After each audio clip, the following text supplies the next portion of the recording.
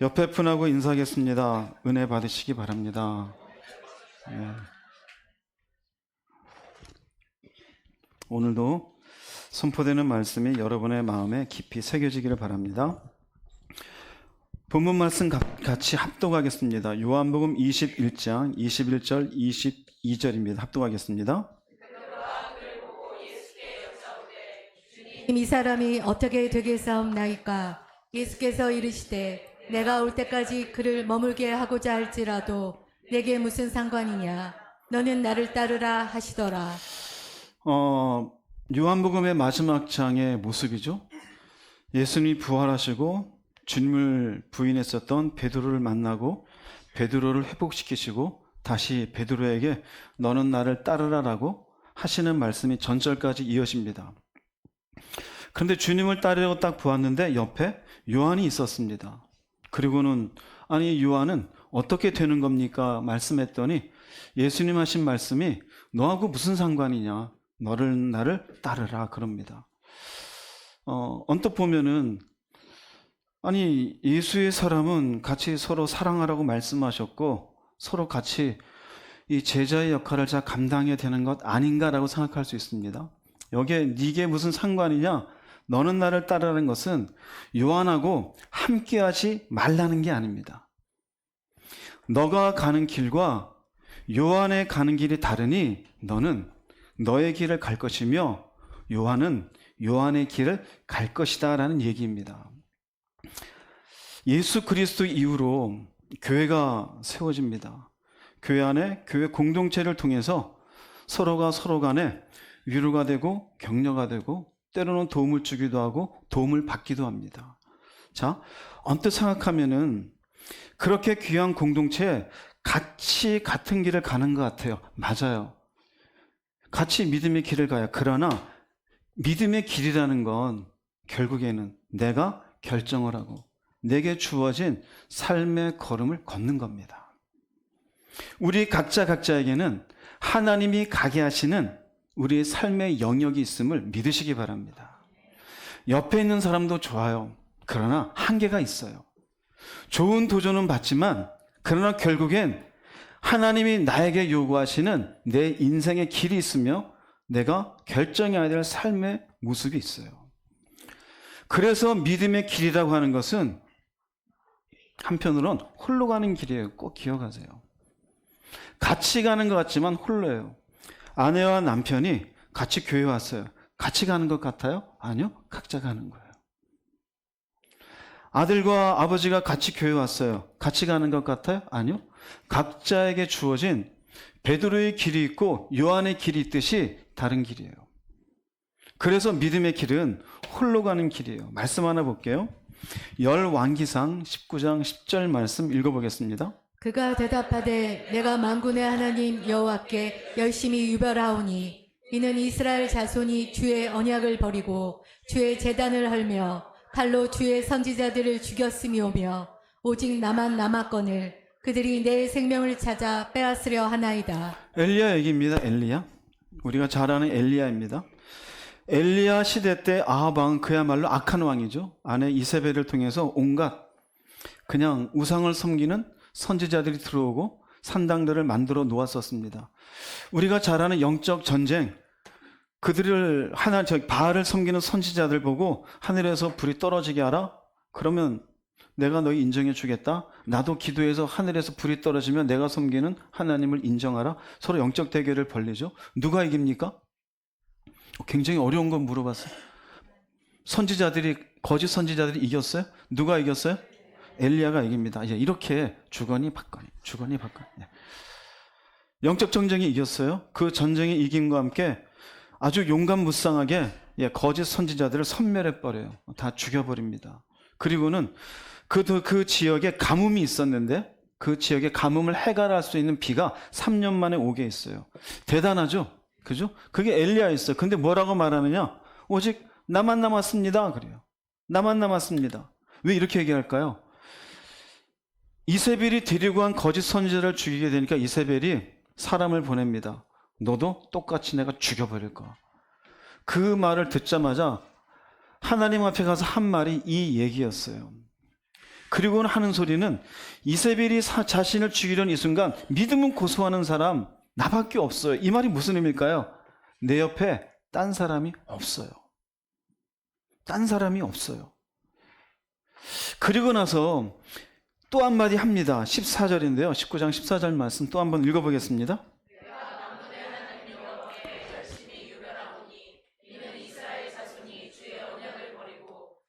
재단을 헐며 칼로 주의 선지자들을 죽였으며오며 오직 나만 남았거늘 그들이 내 생명을 찾아 빼앗으려 하나이다. 또 얘기하죠. 믿음의 사람은 나밖에 없습니다. 다르게 말하면 내 옆에 누가 있다 없다? 없다라는 거예요. 일종의 말하자면 이 믿음의 길 가는 게 나 혼자 가는 게 힘이 듭니다. 이 이스라엘 백성들은 바알이 하나님인지 여호와가 하나님인지도 모르는 백성들입니다. 이제 내가 여기까지 주님 순종해서 왔는데 이젠 참으로 나 혼자 하기는 힘이 듭니다. 나만 남았습니다. 어떻게 하면 됩니까? 어떻게 하라는 거예요? 이 대답에 대해서 하나님이 이렇게 말씀하십니다. 18절입니다. 읽어보겠습니다. 에게 무릎을 꿇지 않고 그 의상에게 입을 맞추지 않은 사람 7,000명을 남겨두었다. 네 옆에 사람이 없습니다. 하나님 뭐라 그래요? 7,000명이 있다 그럽니다. 7,000명이 있다. 내가 7,000명이나 남겨놓았다. 자, 그러면 당장 드는 생각. 그러면 이 7,000명을 어떻게 하면 되겠다? 내가 모아서 연대를 만들면 되겠다. 정교조를 만들듯이, 노동조합을 만들듯이. 7,000명이나 있으면 힘이 되겠다. 그런데요, 우리는 생각이 그렇잖아요. 저 이세벨이, 아합왕과 옆에 있는 이세벨이 이 나라를 얼마나 영적으로 어둡게 하고 있습니까? 이 7,000명이면 이 정권도 몰아낼 수 있겠다, 이 말하지 않겠어요? 우리가 가질 수 있는 생각이에요. 엘리야가 7,000명과 연대해서 선멸하게 해야 되지 않을까요? 그런데 잘 보세요. 하나님은 엘리야에게 7,000명이 어디 있는지 알려주지도 않았어요. 그 7,000명이 한 명도 이름도 알려주지 않았어요. 결국 엘리야는 7,000명의 한 명도 만나보지 못하고 혼자 남은 사역을 감당하게 하셨어요. 이해됩니까? 무슨 말인지. 좀 너무한 것 같지 않아요? 그렇죠? 나만 남았나이다. 앞에 사람이 없어요. 그런데 7,000명 있어. 그런데 그냥 혼자 가. 약 올리는 것도 아니고. 우리에게 중요한 의미가 있어요. 우리의 신앙 여정에 사람의 도움이 필요할 때도 있어요. 때로는 옆에 권면도 필요해요. 중보기도도 필요해요. 때로는 물질적으로 도와주는 것도 필요해요. 그런데요, 결국 하나님 앞에 홀로 씨름하며 나를 일으켜야 하는 시간이 필요한 겁니다. 그게 필요한 거예요. 끝까지 하나님은 참 가끔 성경 보면은요, 하나님은 냉정하십니다. 네 길 끝까지 가요. 그래서 믿음의 길은 홀로 가는 길이에요. 남편이 대단합니까? 홀로 가는 길이에요. 교회 옆에 있는 아무개가 믿음이 대단합니까? 그 사람과 당신하고 관계없어요. 어떤 분 저보고 그래요. 목사님 만나서 다행입니다. 저하고 여러분하고 관계는 있지만 관계는 없어요. 무슨 의미인지 아세요? 일정 정도까지 도와드릴 수는 있지만 결국은 내 길 가야 돼요. 내 길 가야 돼요.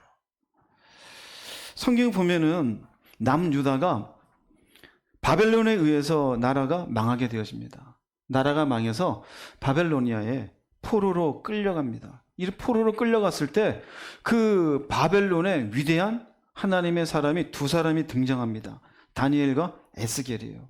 다니엘서 1장 3절 4절 말씀 먼저 읽어보겠습니다. 느부갓네살 왕은 궁중 대신 아스부나스에게 명령하여 이스라엘의 포로 가운데 왕족과 귀족 출신으로 신체적인 결함이 없고 잘생겼으며 지능 지수가 높고 다백만의 지식을 가졌고 이해력이 빠르고 왕궁에서 섬길 자격이 있는 소년들을 데려오게 하여 그들에게 바벨로니아 말과 학문을 가르치게 하였다. 에스겔서 1장 2절 3절 읽어보겠습니다. 여호야긴 왕이 사로잡힌 지 5년 그달 초닷새라 갈대아 땅 그발 강가에서 여호와의 말씀이 부시의 아들 제사장 나 에스겔에게 특별히 임하고 여호와의 권능이 내 위에 있으니라. 네, 이렇게 포로로 끌려간 사람 가운데 소년 중에 똑똑한 사람들이 있으면 그 아이들을 일종의 영재 교육을 시켰어요.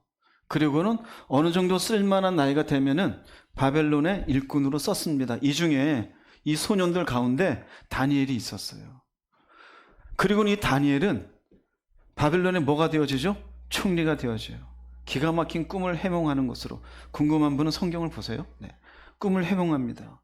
총리가 되어지고 정권이 바뀌어도 계속해서 총리의 자를 유지하는 하나님의 지혜로운 사람이었어요. 그런데 여기는 궁전에서 일어난 일이고요.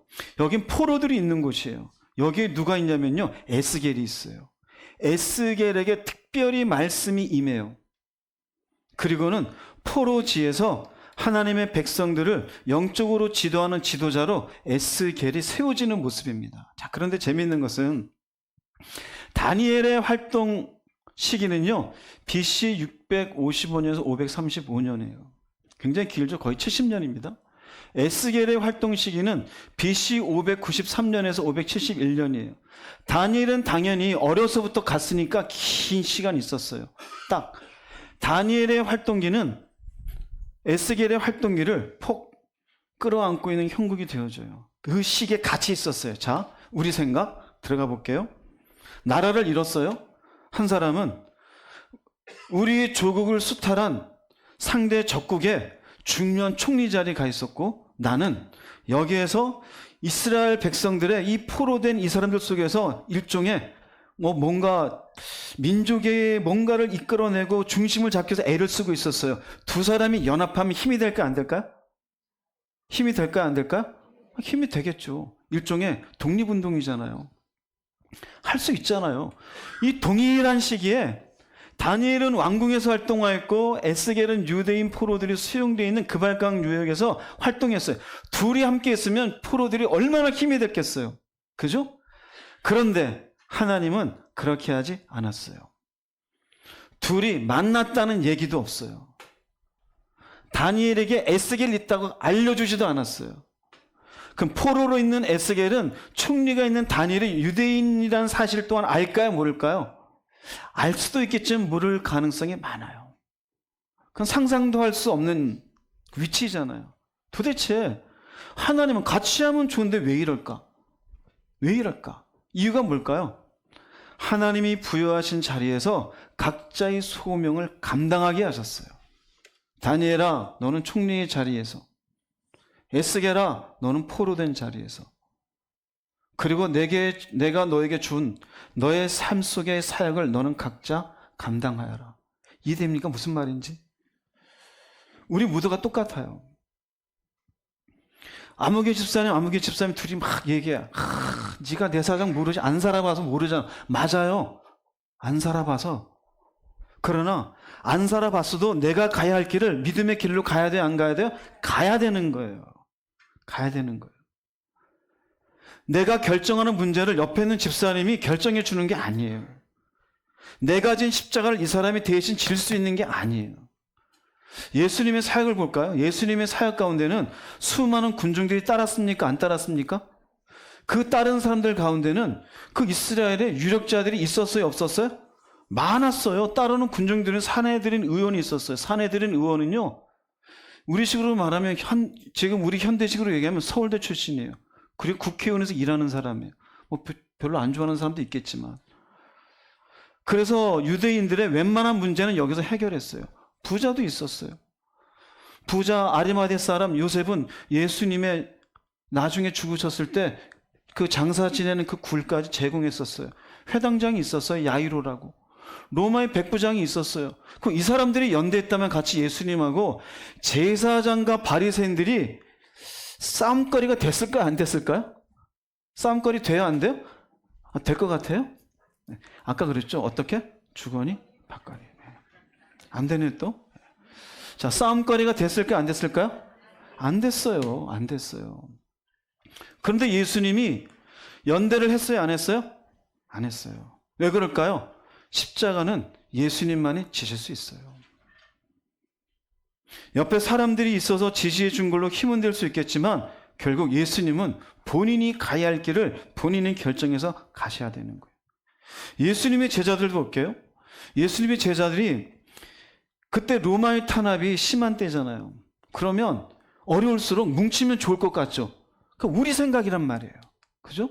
그런데 성경엔 예수님의 제자들이 뭉쳐가지고 같이 돌아다니는 일이 없어요. 같이 돌아다니는 일이 없어요. 그러면 뭉치지 않으면 힘이 없잖아. 그건 우리 생각이에요. 뭉치지 않고 같이 다니면 효율적이지 않았을까? 아니에요. 왜 그래요? 각자 하나님은 각자의 소명지로 흩어지게 했어요. 그리고 모두 요한 빼고 순교하는 것으로 최후를 맞이했어요. 이게 뭘 의미할까요? 우리 신앙은 결국 우리 홀로 내게 주어진 길을 가는 거예요. 그래서 연대하지 못하게 했어요. 공동체가 중요하긴 해요. 그러나 공동체에서 받을 건 받겠지만 그 외에 내가 가야 할 길은 나 홀로 가는 거예요. 왜 그럴까요? 이 연대를 예수님도 같이 뭉치고 제자도 뭉치고 에스겔하고 다니엘이 함께 해가지고 하나는 정권 그 안에서 하나는 바깥에서 얼마나 좋을까. 그런데 그렇지 않았어요. 그게 뭐냐면요, 중요한 사실이 있어요. 인간은요, 죄성의 특징이 뭔지 알아요? 연대하는 순간 눈에 보이는 인간 연대의 힘을 더 의지해요. 내가 가야 하는 길, 이 길에 하나님의 힘으로 이 길을 감당해야 되는데 그게 아니라 내가 연대한 인간의 힘으로. 엘리야 같으면 7,000명이 뭉치는 순간 7,000명과 뭔가 할 것처럼. 이해됩니까? 무슨 말인지? 다른 식으로 얘기해 볼게요. 내 길 가는 거에 내 주변의 동료들이 한 30명 있어요. 내가 뭔 말만 하면 움직여줘요. 힘이 돼야 안 돼요? 그러나 하나님은요. 그와 비슷한 게 뭔지 알아요? 돈이에요, 돈. 돈과 연대하면 하나님보다 더 의지하게 되죠. 그래서 물질의 문제도 생기게 하는 거예요. 하나님은 철저하게 당신을 의지하여 당신이 가게 하는 길을 스스로 감당해 갈 수 있기를 원하셔요. 할렐루야. 그게 우리에게 중요해요. 즉 혼자서도 흔들리지 않는 믿음으로 각자에게 주신 하나님의 뜻을 이루어가는 사람들이 되기를 원하셨어요. 혼자서도 흔들리지 않는 믿음으로. 누구를 의지하고요? 하나님을 의지하고. 여러분은 어떠세요? 우리 신앙은 이렇게 가야 돼요. 내 옆에 사람이 없어요. 아니요. 하나님 계시잖아요. 어떤 분은 교회 와서 그래요. 외로워요. 과부라서 외로워요. 남자가 없어. 나도 좀 시집 갔으면 좋겠는데 50 넘어서 또 시집 가겠다고. 60 넘어서 시집 가겠다. 물론 70 넘어서도 가요. 그거를 가지고 뭐라 할 수는 없어요. 그러나 예수를 믿는 사람이 하나님의 좋은 만남으로 이어지는 결혼이 아니라 외로워 이 밤을 어떻게 지내 이런 마음으로 그 외로움을 달래기 위한 마음으로 결혼을 바라보고 있다면 그 사람이 올바른 믿음의 길을 가는 사람일까요? 천만의 말씀이요. 천만의 말씀. 갈 수가 없어요. 하나님은 인간이 그런 인간인 걸 알고 있어요. 뭉치는 순간 보이는 인간을 의지하는 걸 알고 있어요. 여러분 스스로도 보세요. 그래서 성경은 네 남편을, 네 아내를, 네 자식을 하나님보다 더 뭐하면 안 된다? 그게 뭘까요? 더 의지하면 안 된다 이거예요. 의지하면 안 된다요. 어떤 분은 남편이 우상이에요. 아내가 우상이에요. 자식이 우상이에요. 그러면 그 순간부터 하나님은 보이지 않게 되어져요. 그럼 내게 주어지는 믿음의 길, 하나님이 가게 하시는 내 개인적인 하나님이 허락한 그 사명의 길을, 소명의 길을 갈 수 있을까요? 가지 못하게 되어져요. 이사야 31장 1절 말씀 읽어보겠습니다. 이집트로 내려가 도움을 요청하는 사람에게 재앙이 닥칠 것이다. 그들은 말을 의지하고 수많은 전차와 강한 기병대를 믿으면서도 이스라엘의 거룩하신 분은 의지하지 않고 여호와께 도움을 요청하지도 않는다. 이스라엘 백성들이 북쪽이 망하고 남쪽도 망할 즈음에 그들이 가지게 될 태도에 대해서 이사야 선지자를 통해 미리 말하는 거예요. 너희들이 그때 가면 북쪽에 북이스라엘이 망하고 남쪽이 그 바벨론에 의해서 망하게 될 때쯤에 너희는 이집트로 내려가 도움을 요청할 것이다. 그러면 재앙이 닥친다. 그거 하지 말라는 거예요. 왜 그럴까요? 하나님을 섬기는 백성이잖아요. 그럼 하나님을 의지해야 될 텐데 말을 의지하고 기병대를 믿으면서 하나님은 도움을 요청하지도 않아요. 여러분 어떻습니까? 믿음의 삶을 산다고 하면서 여러분의 삶에 문제가 생겼을 때 돈 끌어다니고 도와줄 사람에 가서 끙끙끙 인생에 대한 자기 연민이나 이야기하고 하나님께는 있었습니까? 살펴보세요. 먼저 중요한 건 내가 누구를 의지하고 있냐요. 즉 이들이 이집트로 내려가면 재앙이 닥친다는 의미는요, 한 가지예요. 눈에 보이지는 하나님과 너희들이 언약을 맺은 백성인데 하나님은 의지 않고 전차와 기병대를 의지해? 그럼 재앙이 올 거야. 우리 똑같아요. 예수 믿고 하나님 사랑합니다. 저 하늘을 소망합니다는데 돈이나 바라보고 있어요. 점점점 액수가 주네? 에라 모르겠다. 이 일이라도 하자. 어떻게 해서라도 내가 이 생활비는 맞춰야지. 하나님께 와서 도움은 요청하지도 않고 의지하지도 않아. 그 사람이 홀로 가는 이 믿음의 길을 가고 있는 겁니까? 아니요. 하지 못하는 거. 그래서 하나님은 저런 이스라엘 백성들에게 결국 나중에 이렇게 도움을 구하고 하나님께 구하지 않는 백성은 재앙이 닥칠 것이라고 이야기해요. 예수님께서 겟세마네 동산에서 막 기도하시고 이제는 십자가 지시기 위해서 내려가는데 그 제사장의 무리들이 다 찾아왔어요. 그러니까 밑에 있는 그 제자들 가운데 베드로가 혈기가 넘쳐서 그 중에 한 사람의 길을 말고라고 나오죠. 그 사람의 길을 딱 칩니다. 그때 예수님 하신 말씀이 있어요. 마태복음 26장 53절 읽어보겠습니다. 너는 내가 내 아버지께 구하여 지금 12군단 더 되는 천사를 보내시게 할 수 없는 줄로 아느냐. 이 말의 의미는 천사하고 연대할 수 있다 없다? 연대할 수 있다? 있어요. 오게 할 수 있어요. 그러면 어떻게 될까요? 천사들과 연대할 수 있지만 연대하지 않았어요. 했다라면 십자가 있을까요? 없어요. 십자가 없어요. 우리가 그래요. 그러면 철저하게 이렇게 십자가의 구원자가 되시기 위해서 연대하지 않는 힘은 어디 있었을까요? 바로 그 전에 있었던 기도의 자리에 있었어요. 내 힘이 되는 게 아니었어요. 그러면 홀로 간다는 것 속에는 결국 내 힘으로 가는 게 아니에요. 믿음은 홀로 가는 길이에요. 즉 은혜를 받고 믿음의 길을 가는 사람은 하나님만, 주님만 의지해요. 이게 쉬워요, 어려워요? 쉽습니까? 어렵단 말이에요. 그 뭐가 필요한지 아세요? 그러기 위해서 믿음의 사람은 자발적으로 따라서 하세요. 고독해야 한다. 고독해야 돼요. 외로운 게 아니에요.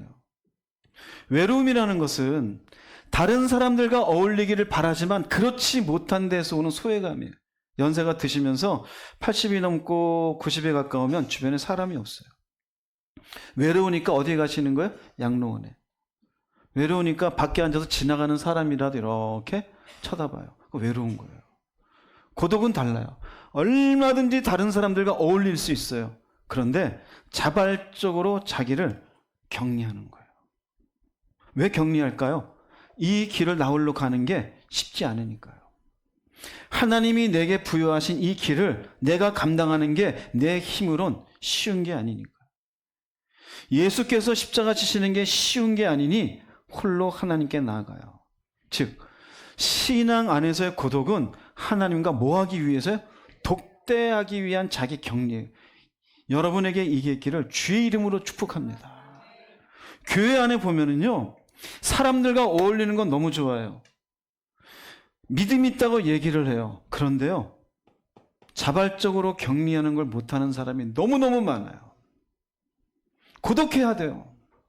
쓸쓸하란 얘기가 아니에요. 기도 끝나고 비가 오네. 또 만물이 저렇게 비를 맞고 촉촉히 졌는데 나를 사랑해줄 사람은 어디에 있을까? 뭐 이러고 있으면은요, 그건 고독한 게 아니에요. 정신 나간 거지. 빨리 병원 가봐야 돼요. 정신 나간 거예요. 예수 믿는 사람은요, 고독을 밥 먹듯이 먹을 수 있어야 돼요. 깨달으시기 바랍니다. 자, 그래서 첫 번째는 홀로 가는 길이잖아요. 두 번째는 뭐냐면요, 믿음의 사람은 그래서 따라서 하세요. 고독한 사람. 멋있죠, 말이. 고독한 사람이에요.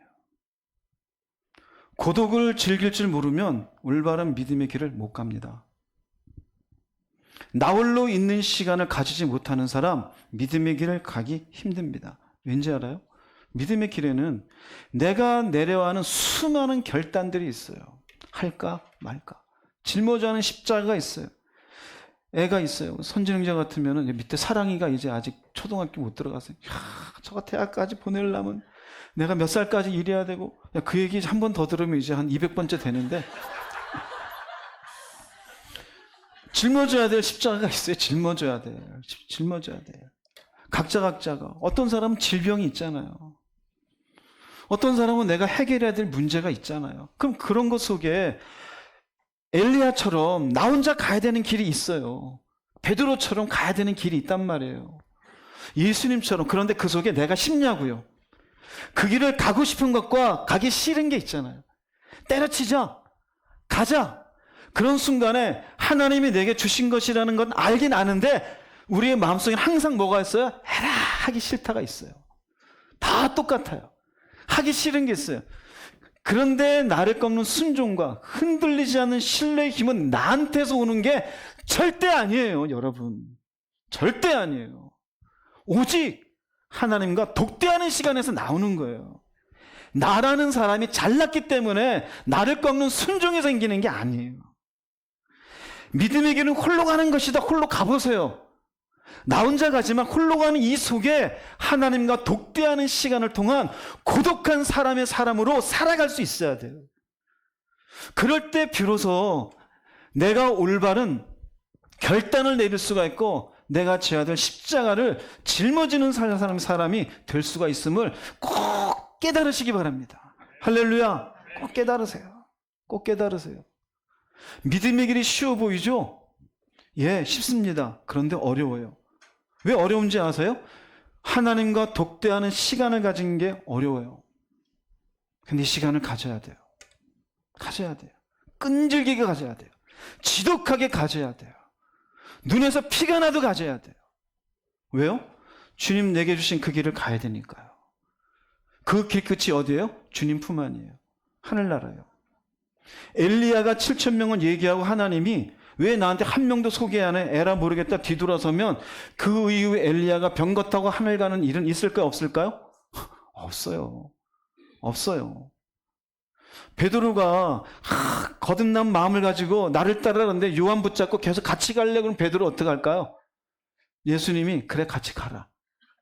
그리고 예수님 어떻게 할까요? 야 내가 사람 볼 줄 모르는구나. 그러고 갖고 내 탓이다 그러실 수도 있어요. 여러분 반드시 필요해요. 제가 이 설교를 히브리서를 하면서 계속 하고 싶었어요. 계속 하늘을 바라봐. 근데 우리 성도들이요 같이 공동체는 잘 어울리는데 자기 개인적인 십자가가 있는데 이걸 짊어지기 위해 하나님과 독대하는 시간을 못 가지는 거야. 해야 돼요. 해야 돼요. 아무도 없는 것 같죠? 가세요. 가세요.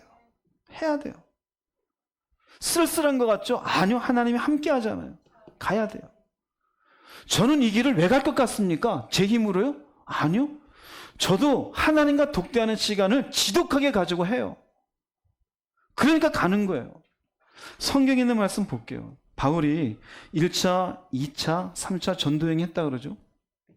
3차 전도여행 때 이 밀레도라는 곳에서 에베소 장로들을 만납니다. 그리고 이런 말을 해요. 사도행전 20장 23, 24절 읽어보겠습니다. 오직 성령이 각 성에서 내게 증언하여 결박과 환난이 나를 기다린다 하시나 내가 달려갈 길과 주 예수께 받은 사명 곧 하나님의 은혜의 복음을 증언하는 일을 마치려 하면은 나의 생명조차 조금도 귀한 것으로 여기지 아니하노라. 각 성에서 즉 성령이 너가 예루살렘 가면은 결박 있고 환란이 있다는 얘기를 한 번, 두 번 한 게 아니에요. 여기에 각 성은요 베레아에서도 얘기하시고 데살로니가에서 얘기하시고 빌립보, 네아폴리, 드리와에서 계속 얘기했어요. 3차 전도여행하기 전에는 예루살렘에서 가고 있어요. 그런데 너 가면은 거기에서 너 환란이 있어, 결박이 있어. 그럼 바울에게 이런 각성에서 환란이 있다, 결박이 있다 얘기하면 우리가 바울의 입장에서 내가 지금 가는데 결박이 있어? 환란이 있어? 그럼 어떤 의미로 받아들이기 쉬워요? 어떤 의미로? 가지 말라지. 그죠? 피하자. 거기에서 어려움이 있으니 왜? 우리가 보통 가지고 있는 기복적인 사고로는 알려줘서 감사합니다. 나의 가는 곳에 피할 길을 내어주시는 주님. 그러면 다시 빠꾸 다른 데 가자. 이게 맞아요. 이게 맞아요. 그죠? 그죠? 근데 보세요. 그 다음에요. 보통은 이렇게 받아들이는데 바울은 자기의 생명조차 조금도 귀한 것으로 여기지 않는다는 고백을 했어요. 피할 것인가 그냥 갈 것인가 했는데 바울은 여기서 안 피하고 가겠다로 얘기하고 있어요. 저절로 됐을까요? 이게 바울의 힘일까요? 바울의 능력일까요? 우린 보통 바울이나 다윗이나 읽으면 저절로 이 사람은 날 때부터 이런 믿음과 은혜를 가지고 태어났나 보지 그래요. 그렇지 않아요. 어떻게 가능했을까? 그 사람들도 인간입니까? 아닙니까? 인간이에요.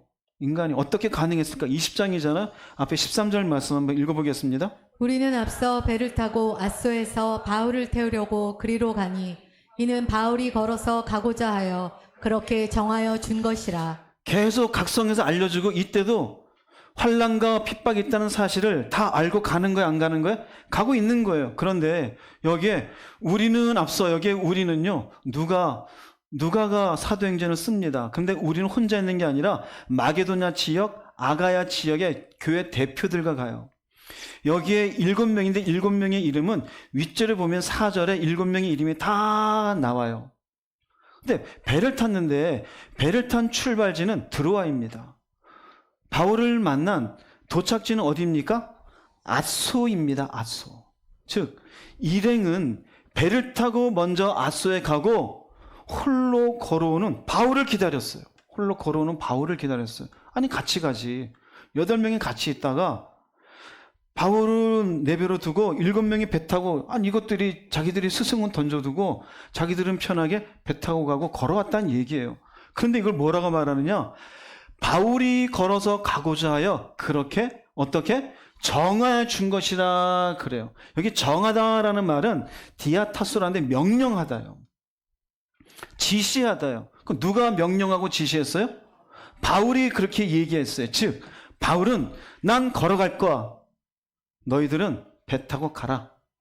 그러면 제자들이 그러세요. 그럼 그냥 탔을까요? 그냥 같이 가세요. 그랬을까요? 같이 가세요. 최소한 몇 번은 얘기했겠죠. 근데 명령한 거예요. 아니 그냥 배 타고 가. 나는 걸어갈 거야.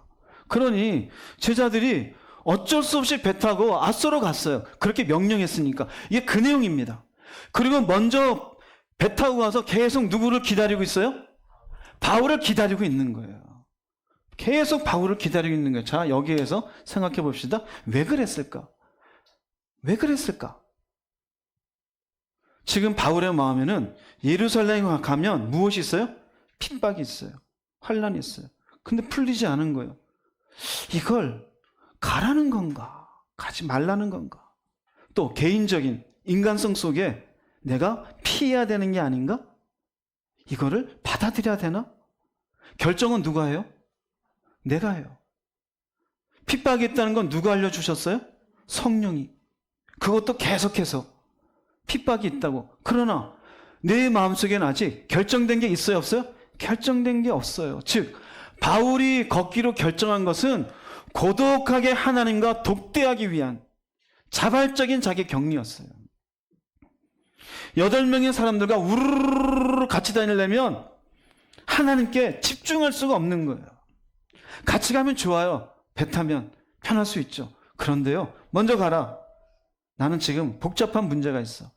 예수님 같지 않습니까? 제자들을 남겨두고 겟세마네 가서 땀방울 핏방울 되도록 자고 있는 제자들에게도 육신의 약하도다 얘기하시고 또 기도하시고. 그 뭡니까? 자발적인 격리 아니에요? 바울이 그래요. 괴로운 거예요. 그런데요, 출발지가 드로아였잖아요. 앗소고 드로아에서 앗소까지 거리는 65km예요. 65km. 65km면은 지금의 자동차라면 하루에 가죠. 근데 당시의 도보로는 청년의 젊은 걸음으로는 이틀이면 30km씩 딱 가요. 그런데 지금 바울이 하나님 앞에 괴로운 마음을 가지고 걷는데 빨리빨리 갈까요? 천천히 걸을까요? 천천히 걷죠. 최소한 사흘 길이에요. 20km씩, 20km씩, 20km씩. 하루 이틀 사흘이면 최소한 밤은 며칠 밤을 지내야 될까요? 이틀 밤. 사흘은 3이잖아요. 그러니까 이틀 밤에 사흘 만에 도착한다고요. 예. 사흘 만에. 그러면 왜 이런 게 제게 들릴까요? 바울은 자신을 향한 하나님의 뜻을 확인하고 은혜를 구하며 밤을 보냈을까? 그 밤에 잘 잤을까요? 못 잤을까요? 이렇게 대답하시면 좋죠. 잘 잤을 거라고 생각하시면 아주 피곤하니까 낮에 걸었으니까 잘 자겠죠. 예, 이분은 고독이 뭔지 모르는 분. 이 밤에 뭐 했을까요? 지독스럽게 그 밤에 기도하는 거예요. 하나님, 환난 있고 핍박이 있다나 내가 이 잔을 마셔야 되는 겁니까? 피해야 되는 겁니까? 이 길을 가는 게 맞습니까? 안 가는 게 맞습니까? 어떻게 하라는 것입니까? 자발적인 고독의 시간이었어요. 중요한 거예요. 우리 성도들 가운데 보면요, 하나님이 원하는 게 뭔지는 알겠다요. 고민이 있어요. 그 고민을 놓고 이 고민에 답을 못 내린 채 가는 사람들이 많아요. 왜 그런지 아나요? 이게 없어서 그래요. 이게 없어요. 그리고 오히려 주변 사람들이 물어보고 돌아다녀요. 물어보고. 그 사람이 내 인생을 짊어질 겁니까? 아니잖아요. 내가 짊어져야 되는 거잖아요. 그럼 내가 어떻게 해야 돼요? 자발적으로 고독의 시간을 가져야 돼요. 즉 하나님의 감동은 있었어요. 하지 말라, 하라, 가라, 참으라, 용서하라 있었어요. 그러면 이를 삶에 실행하는 게 쉬워요? 어려워요? 어렵잖아요. 이를 실행하려면 하나님의 은혜를 입는 시간이 반드시 필요해요. 자, 이것을 보다 더 요 주제와 맞게 얘기하자면 하나님의 감동이 있었어요. 근데 실행하기 위해서는 이걸 가르쳐 주세요. 하나님의 은혜를 입는 시간이라는 것은 하나님과의 고독한 독대의 시간이 반드시 필요한 거예요. 할렐루야. 다시 말씀드립니다. 하나님의 감동이 있어요. 내 마음속에 뜻이 무엇인지. 근데 인간은 항상 갈등이 있어요. 바울도 갈등이 있었어요? 없었어요? 있잖아요. 그 갈등을 무엇으로 해결합니까? 고독의 시간으로 하나님 앞에 반드시 이것을 해결해야 될 수밖에 없는 그 문제를 놓고 은혜 주십시오. 은혜 주십시오. 그리고는 은혜가 입어져서 결론이 내려졌을 때 비로소 나는 이 길을 가리라가 된 거예요. 여러분, 신앙의 길에 갈등이 없는 인간 없어요. 왜냐하면 인간이기 때문에요. 하나님은 갈등하지 않으셔요. 왜요? 죄가 없으시니까. 거룩하시니까. 인간은 늘상 갈등이에요. 죄인이잖아요. 항상 이익거리를 생각하잖아요. 갈 것인가 말 것인가 할 때 항상 우리는 계산이 앞서잖아요. 나한테 도움될까 안 될까. 심지어 기도도 힘드니까 안 하는 거잖아요. 지겨우니까 안 하는 거고, 그 힘든가 지겨운 같은 마음을 고독한 마음으로 받아낼 수 있어야 되는 거예요. 이게 믿음의 길이에요. 이게 없는 사람은 결단코 갈등은 있을지라도 결단을 내리지 못해요. 그러니까 그런 사람들이 18번이 뭔지 알아요? 나도 알아요. 나도 알아. 그런데 안 돼. 그런 분들 손 한번 들어보세요. 있는데 손을 안 들어요. 많잖아요. 저희 의견 절반 이상은 되는데. 이름은 얘기하고 싶지만 제가 얘기 안 할게요. 또 끝나고 또 목사님 그러실까 봐. 갈등이 있잖아요. 아는데. 왜 없을까요? 고독한 독대의 시간이 없어요. 돈 버는데도 내가 직장에서 뭔가 인정받는 직원이 되려면 무엇인가 치열하게 나 혼자 어떤 문제를 해결하는 과정이 있어야 되지 않아요? 그래야 인정받잖아요. 사업가가 되어서 회사를 운영하려면 내가 사장으로서 치열하게 나 혼자 고독한 밤을 지새면서 뭔가의 창의적인 생각이나 경영적인 뭔가의 마인드를 캐치해야 되지 않습니까? 그래야 가는 거 아니에요? 우리의 신앙의 길도 똑같습니다. 내가 그냥 안 돼요. 아는 게 끝입니까? 그 길을 가야 되죠. 내 힘입니까? 아니요. 고독한 독대의 시간이 있어요. 여러분, 이 고독한 사람으로 여러분 자신을 만들어갈 수 있기를 주님의 이름으로 정말 부탁을 드립니다. 고독해져야 돼요. 이런 결단이 끝난 뒤에 바울이 확실한 고백을 했던 거예요. 사도행전 20장 22절 24절 읽어보겠습니다. 보라, 이제 나는 성령에 매여 예루살렘으로 가는데 거기서 무슨 일을 당할지는 알지 못하노라. 오직 성령이 각 성에서 내게 증언하여 결박과 환난이 나를 기다린다 하시나 내가 달려갈 길과 주 예수께 받은 사명 곧 하나님의 은혜의 복음을 증언하는 일을 마치려 하면은 나의 생명조차 조금도 귀한 것으로 여기지 아니하노라. 그러니 무슨 일을 당하는지 모르지만 갈까 말까 가는 거예요. 왜 가요? 난 죽은 것으로 여기겠다 이거예요. 난 죽었다. 여러분, 하나님의 은혜는요, 죽음을 받아들여요. 즉, 믿음의 길을 가는 응답이 뭔지 아세요? 바로 포기예요. 항상 우리는 계산해서 이익을 생각해요. 믿음의 길은 포기예요. 못 살아도 괜찮아. 손해봐도 관계없어. 하라면은 하는 거예요. 하나님이 알아서 하시겠지. 할렐루야. 근데 그게 없으면 못 가잖아요. 근데 그 마음이 어떻게 생겨요? 지독스럽게 하나님 앞에 그분과 독대하여 은혜를 받는 힘으로 나의 생명조차, 그래, 포기하자. 하나님 말씀하셨으니 가자. 그래서 믿음의 길은 벼랑에서 뛰어내린 것 같아요. 가자. 지금 가자라는 건 완전히 절벽에서 뛰어내린 것과 똑같아요. 아브라함이 자기의 자식을 죽이겠다고 칼을 드는 마음과 똑같은 거예요. 그러나 이 속엔 철저하게 은혜라는 것이 바울의 심령 속에 채워져 있었어요. 그럼 여러분 개인적으로 생각해 보세요. 나는 왜 못 갈까? 홀로 가는 이 믿음의 길을, 나에게 주어진 이 십자가의 길을 나는 왜 못 갈까? 고독한 사람으로 살지 않아서 그래요. 그렇게 살아야 돼요. 할렐루야. 하나님의 성령을 통해서 내가 예루살렘 가는데 고난이 있고 환난이 있다는 것은 여기서 끝나지 않아요. 또 그럽니다. 만나는 사람마다. 사도행전 21장 4절 말씀 읽어보겠습니다. 우리는 두로에서 신자들을 만나 일주일을 그들과 함께 지냈습니다. 그들은 성령께서 알려주신 대로 바울에게 예루살렘에 가지 말라고 만류했습니다. 계속 사람들도 만류하고 만류해요. 21장 10절 12절 말씀 한번 읽어보겠습니다. 우리가 여러 날 그곳에 머물고 있는 동안 아가보라는 예언자가 유대에서 내려왔습니다. 그가 우리에게 와서 바울의 허리띠를 가져다가 자기 손과 발을 묶고 말했습니다. 성령께서 예루살렘에게 사는 유대인들이 이 허리띠 임자를 이와 같이 묶어서 이방인들에게 넘겨줄 것이라고 말씀하십니다. 우리는 그 말을 듣고 그곳 사람들과 함께 바울에게 예루살렘에 올라가지 말라고 간곡하게 말했습니다. 심지어 아가보라는 사람이 와서 하나님께 기도하다가 이 내용을 알고서는 얘기해 주어요. 거기 가면 굉장히 어려운 게 있을 거예요. 올라가지 마십시오. 간곡하게 얘기해요. 그 21장 13, 14절 읽어보겠습니다. 그러나 바울은 왜 이렇게 울면서 내 마음을 아프게 하시오? 나는 주 예수님을 위해 예루살렘에서 묶이는 것뿐만 아니라 죽는 것도 각오하고 있습니다. 하고 대답하였다. 아무리 말려도 듣지 않으므로 우리는 주님의 뜻대로 되기를 바란다고 말하고서 더 이상 말리지 않았다. 주변 사람들이 보면 고집불통이죠. 그죠? 그런데 하나님과 바울 사이에서는 이미 모든 것들이 결정나 있었어요. 그러니 사람이 이해할 수 있는 사람이 아니에요. 아무리 말려도 듣지 않아요. 그냥 주님의 뜻대로 되기를 바랍니다. 되기를 바랍니다. 그러나 돌아서서는 저 바울은 참 희한한 사람이야.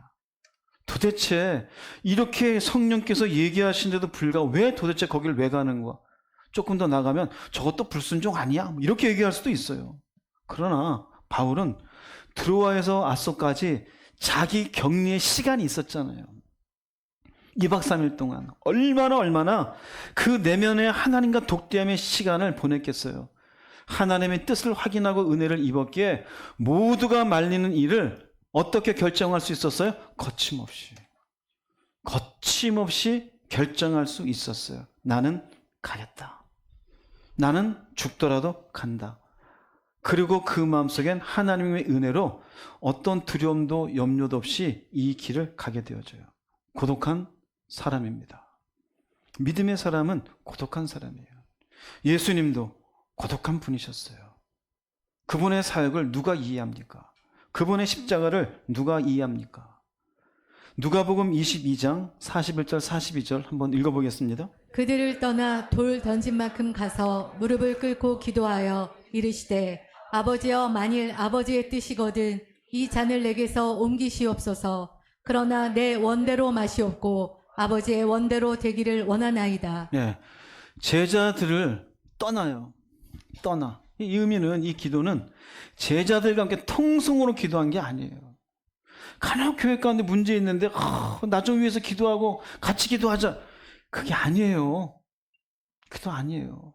차라리 이렇게 사람 많으면 저희 남한산성 올라가세요. 저는 산에 올라가서 기도 많이 했어요. 이 산 말고 딴 산이요. 네, 딴 산이요. 미국에서도요, 하나님 앞에 어떻게 해야 될지 모르는 문제가 있을 때 일주일을 금식했어요. 근데 기도할 데가 어디 있어요? 그냥 동네 산에 올라갔어요. 근데 거기에 간판이 하나 있었어요. 여기에 곰과 스네이크가 자주 나오니까 조심하시오. 그 밑에서 기도했어요. 그 밑에서. 물을요 50개짜리 통 하나 들고 가서 옆에 탁 놓고요. 일주일을 금식했어요. 기도하다 보니까 인간인지라 수풀 소리 나면 뱀인가? 밤에 스치커면 아무것도 없어요. 그 밤에 별 보고 기도했어요. 독대하는 시간이에요. 그런 기도가 있었기에 지금 여러분 앞에 서 있는 거예요. 자랑이 아니라요, 믿음의 사람은 그런 고독한 하나님과의 독대의 시간을 가져가요. 여러분 그런 시간 가져봤어요? 예수님이 보여줬잖아요. 자신을 스스로 격려하는 기도에. 이게 없으면 믿음의 길을 못 가요. 나는 왜 믿음이 없을까? 아는 건 많은데 반드시 이게 없을 겁니다. 유튜브는 시컷 봐요. 사람들과 어울려 놀러는 잘 다녀요. 그런데 하나님과 1:1로는 시간이 없어요. 예수님은 쓴 잔을 기꺼이 마시기에 고독한 시간을 가지셨고 그 결과 비참한 십자가 죽음의 쓴 잔을 온몸으로 마실 수 있었어요. 똑같은 케이스는 아니지만 우리도 내가 짊어져야 될 십자가가 있잖아요. 어떻게 짊어질까요? 내 힘이 아니에요. 내 힘이. 하나님과 독대하여 얻는 그 은혜의 힘으로 주님이 십자가의 죽음의 쓴 잔을 마신 것처럼 이에 죽든지 살든지 주님의 뜻 가운데 이루어지소서. 받아들이는 거예요. 받아들이는 거예요.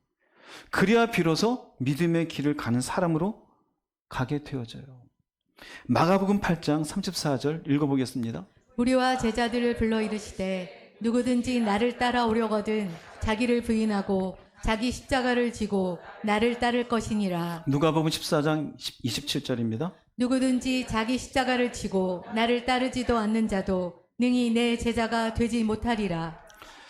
주님의 십자가를 지고 나를 따르래요. 근데 누가복음에는 자기 십자가 지고 안 따르면 제자가 되지 못한대. 그럼 이 사람은 안 따르면 천국 갈까요? 못 갈까요? 못 가요. 믿음의 길을 갔어요? 못 갔어요? 예. 네. 갔어요? 못 갔어요? 못 갔어요. 자, 물어볼게요. 오늘 주제로. 자, 자기 십자가를 지고 따르는 사람은 자기 힘일까요? 아니에요. 누구의 힘이에요? 예, 은혜의 힘이에요. 자, 자기 십자가를 지고 따르지 않았어요. 왜 못 갔을까요? 거룩한 시간을 가지지 않아서 그래요. 하나님과 독대하는 시간을 가지지 못해서 그래요. 그러면 감동은 있고 갈등은 하되 하나님 앞에 옳은 결정을 못하게 되어져요. 일종의 삶이 절벽 같은데 못 뛰어내려요. 그러니 따르지 못해요. 따르지 않는다는 얘기는 하나님을 의지하지 못해요. 하나님에 대한 신뢰가 없는 거예요. 결국 믿음의 길에 실패하게 되어지니 천국에 가지 못하게 되어져요. 즉, 이걸 조금 정리해 드릴게요. 진리를 세상은 거부해요. 이 세상에서 진리의 길을 가고자 하는 사람이 자기 십자가를 지고 가요. 말씀 안에서 나의 삶에 주어진 것들 짊어지려고. 그런데 이 진리의 길은 손해가 있어요. 억울함이 있어요. 계산이 안 돼요. 고난의 쓴 잔도 있어요. 근데 이것을 마셔야 되는 거예요. 그러니 십자가죠. 십자가죠. 여기에 고난도 없고 쓴 잔도 없으면 케이크라고 쓸 수도 있겠죠. 누구든지 나를 따르거든 각자의 달콤한 케이크를 먹으면서 나를 따르라. 좋죠. 이게 기복신앙이에요. 만사 형통하게 주시옵소서. 이것도 잘 되고 이것도 잘 되고 완전 케이크잖아요. 십자가는요, 손해가 있어요. 억울함이 있어요. 자, 그러면 이것을 이렇게 쓴 자는 어떻게 마실까요? 세 번째, 자발적인 고독의 시간 없이 어떻게 십자가의 길을 갈 수 있을까요? 못 가요. 우리 교회 가운데서도 여러분 눈으로 보면 잘 가는 사람이 있고 못 가는 사람이 있잖아요. 그 사람 어떻게 잘 갈까요? 가서 보세요. 하루만 따라다녀 보세요. 하나님 앞에 자발적인 고독의 시간이 있어요. 그 시간에서 얻는 은혜를 그 심령에 채워 갈등은 있을 때 갈등을 해소하고 할렐루야 당신 홀로 영광 받으소서. 이 돈 내가 정말 아까운데 눈물 흘리며 아무개님 어려우시죠? 쓰세요. 그 다음 모르겠다. 하나님 알아서 하십시오. 그게 어떻게 가능해요? 자발적인 고독의 시간이 있었기 때문에 가능한 거예요. 할렐루야. 나는 그게 왜 안 될까요? 내가 좋은 시간만 보내잖아요. 고독하지 않잖아요. TV 보고 유튜브 보고 친구랑 놀고 맛있는 거 찾고 집에 자고 일어나면 앉아서 또 왔다 갔다 자기 혼자 분주하고 게임하고 요새는 뭐 40대도 50대도 게임하대요. 뭐 하든지 말든지 어쨌든 하세요. 그러나 이 시간을 꼭 가지세요. 이 시간.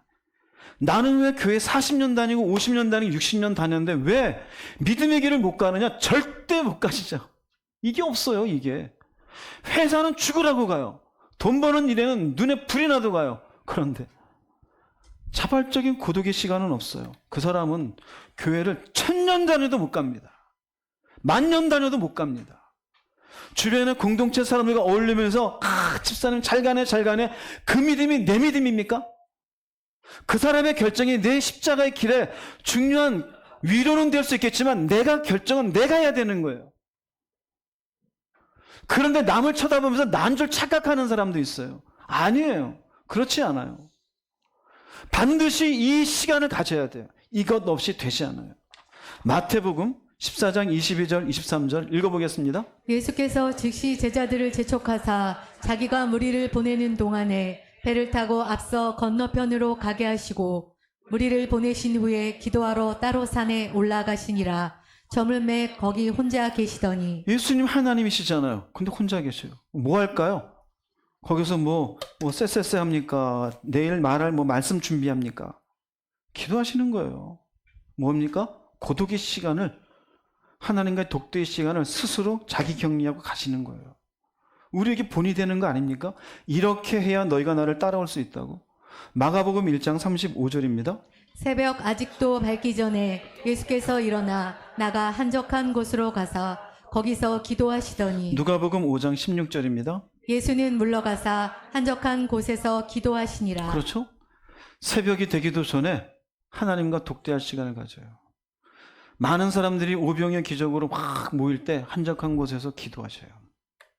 누가복음 6장 12절도 한번 읽어보겠습니다. 이때 예수께서 기도하시러 산으로 가사 밤이 새도록 하나님께 기도하시고. 밤새도록 기도해요.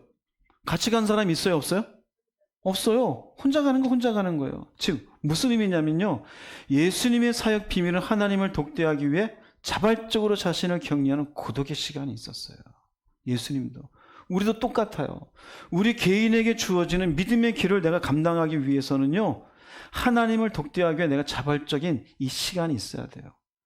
예수님이 이렇게 자신을 격리하는 고독이 있었을 때 제자들이 배신하고 사람들은 조롱하고 수치를 당하시고 아무 죄 없는데 무지한 죽음을 당하셨어도 받아들일 수 있었어요. 이게 십자가예요. 그 십자가의 길을 본인이 감당할 수밖에 없잖아요. 그러니 제자들이 옆에 있어도 그 제자들이 옆에 있는 것으로 주님 홀로 다 감당이 안 돼요. 하나님 앞에 독대하는 시간이 반드시 필요했던 거예요. 고독한 사람이 저절로 됩니까? 아니요. 믿음의 길을 가야 되는 이 당위성이 나로 가게 하는 거예요. 히브리서 말씀에서 우리는 이 땅에 영원한 도성이 없으므로 장차 우리에게 올 것을 찾는다 그랬잖아요. 지난주에. 나는 왜 이렇게 살아야 됩니까? 저것을 가기 위해서. 예수님이 왜 이렇게까지 고독한 시간을 가집니까? 그 길을 열어주기 위해서였어요. 우리 믿음의 길은 각자 달라요. 짊어진 게 달라요. 내리는 결정이 다 달라요. 공동체 좋죠. 그러나 위로와 격려, 서로 도움, 거기까지예요. 내 인생 내가 짊어져야 돼요. 내 새끼 내가 키워야 되잖아요. 내가 짊어지는 고민 누가 해결해요? 내가 결국 그 올바른 결정을 해야 되잖아요. 믿음의 사람은 고독한 사람이 될 수밖에 없어요. 여러분 그렇게 되시기를 주의 이름으로 축복합니다. 결론을 내리겠습니다. 마태복음 16장 27절입니다. 읽어보겠습니다. 인자가 아버지의 영광으로 그 천사들과 함께 오리니 그때 각 사람이 행한 대로 갚으리라. 각 사람이 행한 대로 갚는데, 각 사람이. 너네들이 아니에요. 각 사람이. 부모가 있고 자식이 있어요. 같이 교회 30년 다녔는데 각 사람이. 아버지는 아버지대로, 아내는 아내대로, 자식은 자식대로. 무슨 의미냐면요, 신앙은 개인적이에요. 아버지가 뜨겁다고 자식이 뜨겁지 않아요. 제 신앙을 인이가 어디 있어? 인이가 안타깝죠. 성훈이도 옆에 있네요. 성훈이는요, 제가 고등학교 때부터 봤어요. 안타까워요. 내가 왜 안타까운지 알 거예요. 고등학교 때부터, 어린아이일 때부터 뒤통수 때려가면서 제가 지도했었어요. 근데 아직도 안타까워요. 또 더 얘기하면 안 될 것 같고요. 신앙은 개인적이에요. 이건 다 달라요. 그런데 하나님은 각자에게 주어진 삶의 영역에서 최선 나의 믿음으로 살았는지 보시는, 이게 각 사람의 행한 대로예요. 내가 하나님께 받은 이 믿음의 길을 어떤 믿음으로 결정하며 살았느냐예요. 어떤 믿음을 결정으로. 그래서 인생은 옆에 누가 있는 것 같지만 나 홀로 가는 믿음의 길이에요. 나 홀로 가는 믿음의 길이에요. 그 믿음의 길을 올바로 가기 위해서 어떤 사람이 되라? 고독한 사람이 돼야 돼요. 마태복음 6장 6절 말씀 읽어보겠습니다.